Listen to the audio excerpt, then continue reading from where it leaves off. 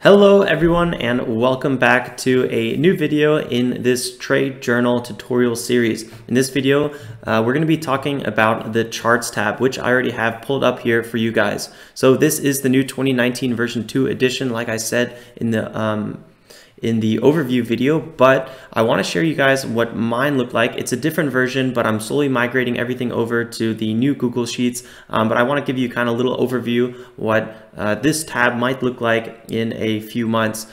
So here you can see going over, I already pulled it up. This is what my mine looks like.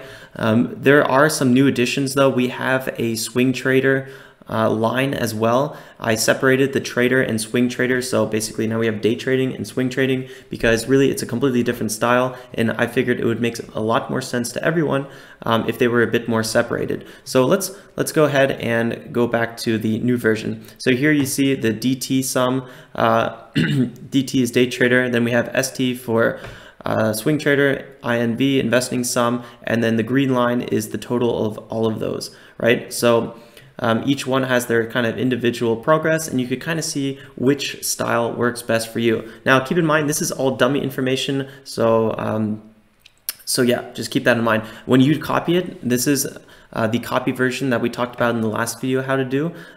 It's all going to be here for you, and then to get started, you're just going to have to remove that information. We're going to talk about that in an upcoming video.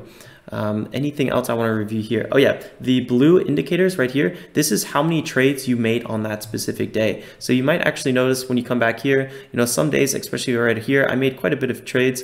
I would have to go into my chart to be able to hover over this to see how many trades that really was.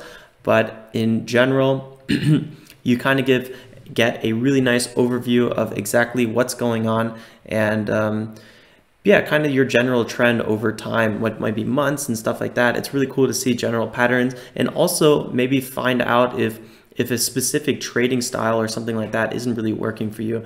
So let me see if there's anything else to see. Yeah, I think that's everything for this video. In the next video, we're actually going to talk about where this data comes from. So that's going to be a really cool information video, and that's going to be on the weekly tab. So stay tuned for that one. Ciao, ciao.